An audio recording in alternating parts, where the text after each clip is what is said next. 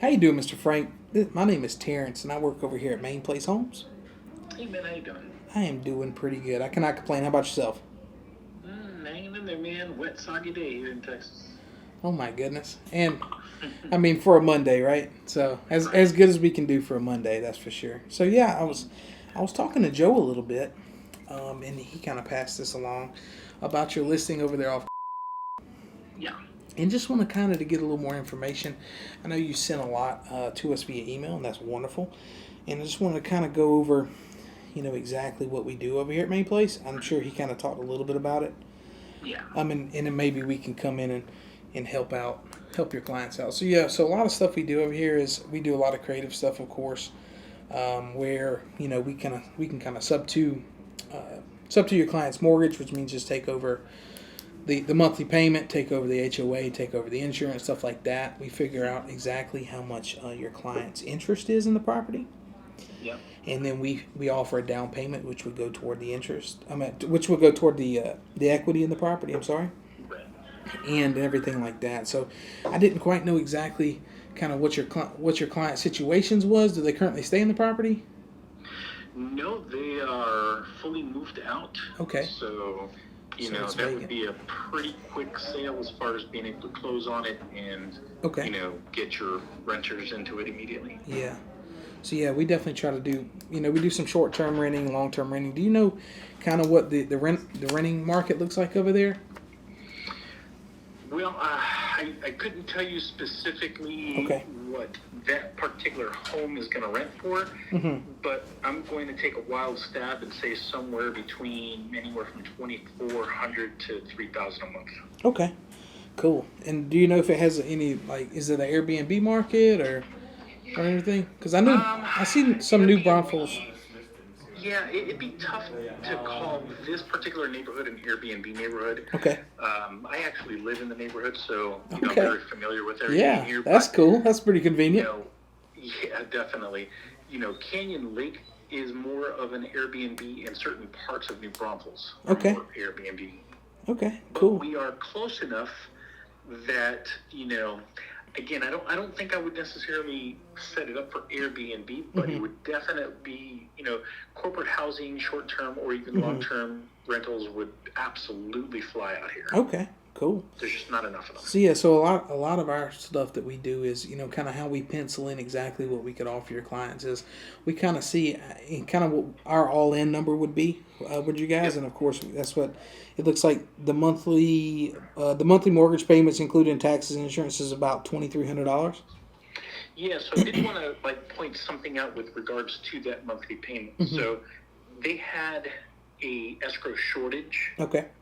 and basically they're spreading out that escrow shortage over the next 24 months. Okay. So that's been tacked onto the mortgage. So that's that mortgage currently with that, but they could pay off that overage or the shortage of Right. the escrow out of the funds, during Yeah. closing or something like that to bring the mortgage back down to what Okay. it normally should be. So I guess two questions. Do you know how much the shortage is and how much is monthly? It should be about $500 a month. It's about 500 per month. Okay. Yeah. Over the next 24 months. Perfect. Just trying to get some, because we definitely want to make sure it still pencils in at least at the bare minimum as a long term rental for sure. In this situation, so your clients have been in the property for probably about 2 years now. Correct. Okay. And it looks like it was this the original asking price that you guys had it up for. No, that price reflects about a $40,000 or $50,000 drop from Okay. the original price. Oh my goodness! I'll tell you what, the market's kind of doing crazy things, isn't it? I It bet is, man. I see this. It's been up for about 150 days. Is that about right? Yeah, we're going on about 4.5 months, so Okay, 4.5 that's months. why it's like, okay, I told them we needed to get aggressive with it. Yeah. And, Try to field just the some way it different is. offers. Yeah, I tell you what, this house this time last year would have definitely got this price, but everybody's Oh, kind I of told them. everybody's getting a little tight with how they kind of deploy their funds for sure. Six months ago, it would have had multiple offers at the original price. Right. That's crazy, isn't it? I'll tell you what, and that's putting a lot of pressure on you guys, the agents. Y'all are out here like trying, y'all are beating the pavement trying to get these things across the line, and these people are like, why? What they look at it and go, 8 months ago, my neighbor sold their house for blah blah blah. What's up? And you're like, that was 8 months ago. They're not, they're not understanding, how the market has shifted. Okay. It's even a difficult conversation right now for new listings as we're getting them because. Mm-hmm. When we're running the comps, basically, our CMAs are coming back with sales data that, typically is, no more than 6 months old. Right. But we haven't been in this dip for the 6 months. So some of that data, it's not accurate compared to where we're at today. Yeah. So, they run their little comps on tools online and stuff like that in Zillow and all this other crap. And none of that is going to give them an accurate number. Because we know what's happening with the market right now. Yeah, believe me, I know all about that. So I'm also a residential appraiser, and in Phoenix area. I do all my work in the Valley, but out here in Arizona. And dude, the lending companies are like, we don't want no 6 month comps. We want 3 month comps. We want So and even like a year ago, everything was a year out. We would take a 12-month comp. Yeah, I know how all that works for sure. It is crazy. So in this kind of situation, what we would do is kind of see. So it looks like they have about $150,000 give or take in equity, in something like this. Yeah, so roughly, and we could come in, maybe give them about $35,000 down, 35 to 40 or so. And that's kind of at our ceiling of a lot of our entry, of course, because we would pay the closing costs, we would also waive our buyer's fees, and we would also cover one point. So you're saying 35,000 of the 150 in equity? Yeah. Ooh, that's not going to fly for them. Yeah, so that's kind of how we structure a lot of our deals around. We don't like going over that 10% of what the asking price is. That's kind of our ceiling on a lot of stuff. And we notice where a lot of people are like, man, I got $120,000 of equity. I need at least $80,000, whatever that number is. And this is just kind of how we have to structure it. So, it might be. When you say down, I mean, that implies to me that the remainder of that equity would be paid out at some point. Yeah. So the remaining of their equity, we would kind of pay out over. They would kind of carry the rest of it over a 30-year term, and we can include a balloon in it where after, say, 15 to 10 years, they would just get cashed out. The balloon would trigger, and their remaining equity would get cashed out. I know for a fact they're not going to go for that just because, if they did subject twos, it would be strictly based on cashing out the entirety of the equity that they have. Mm-hmm. Based on the sales price, obviously, versus what they owe and all that good stuff. Mm-hmm. Subject twos, man, I get it. I'm an investor. I've done subject twos, and, those are great when people are getting, foreclosed on, and basically it's like they want to avoid the credit hit, and you go in there and you rescue them and you save the day. And, as an investor, obviously, you're going to get a killer deal, and they're carrying the note, so it's not on your balance sheet. So exactly, it's a win-win for the investor, but for them, they've got plans as far as, what they're going to do with the equity. Mm-hmm. So they kind of need that. For sure. Like I said, a lot of times maybe in certain situations we understand that it definitely is, that we definitely hear more no's than yeses, but we're seeing that this strategy where, of course, last year, 2 years ago, this would only kind of be like a pre-foreclosure, foreclosure kind of strategy where we're seeing that a lot of people have homes up where listings are expiring, and they need some money in their pocket for sure to kind of move on to their next adventure, and then kind of cashing out their equity in the future. So, definitely if you run it by them, see what they say. It sounds like it might be a no, but it might be a no right now. Hopefully you guys can move on from this property and get it sold. But yeah, so in like situations like this, it would probably look at around the $40,000 to $45,000 down situation. Then we would sub to it, and then we would just kind of figure out a monthly payment plan that would still pencil in with a balloon and stuff like that. So, definitely, I guess an offer, no offer is a bad offer for sure, but just like of course I tell a lot of people, we're of course not your plan A or B, but we might be your plan C. Right. So, it's good to know that, it's good to know that let the people know that they at least have an option, whether it's maybe not ideal, it's still an option. So just out of curiosity, just obviously, if this is an yeah, option for of course, some other clients, mm-hmm. What do you guys do in regards to, for example, somebody, and I'm not saying you guys in particular, but mm-hmm. let's say you did happen to go out of business for whatever the reason. Mm-hmm. What happens in the sense that, obviously the mortgage is still in their name.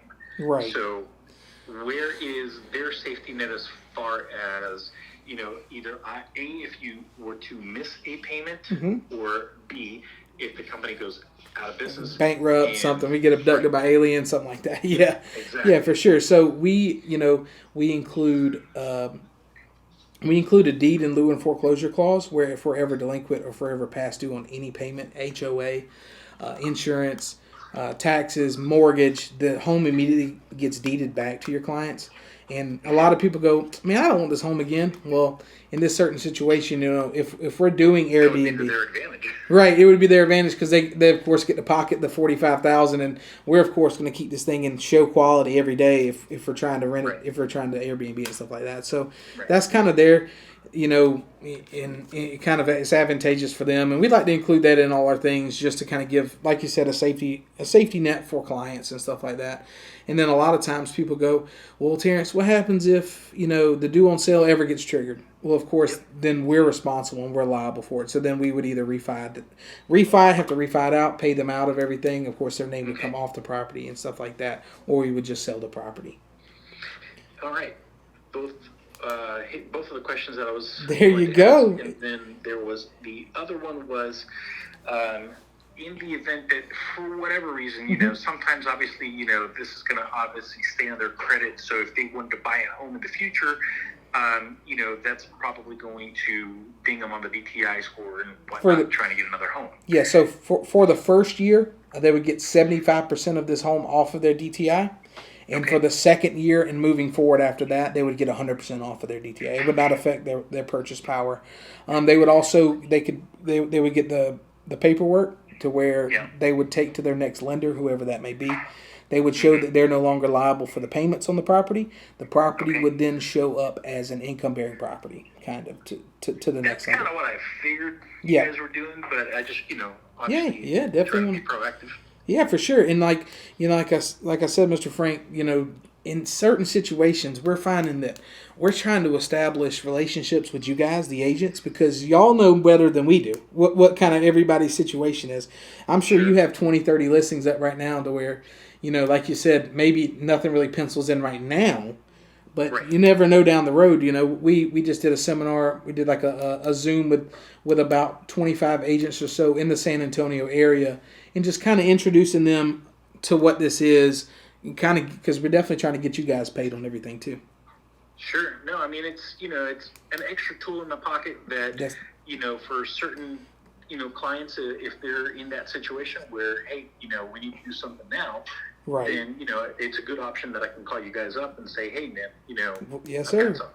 Yeah, I'll tell you what, Mr. Frank, I wish every agent was open to hearing out as you. So, a lot of times, when you talk to people about something like this, where they might not quite understand it or anything, they just go, I don't know, just give me an offer. And then I just have to come back with, it just takes another conversation. It's just, it's a couple moving parts. It's like a moving target, we're trying to land this plane on.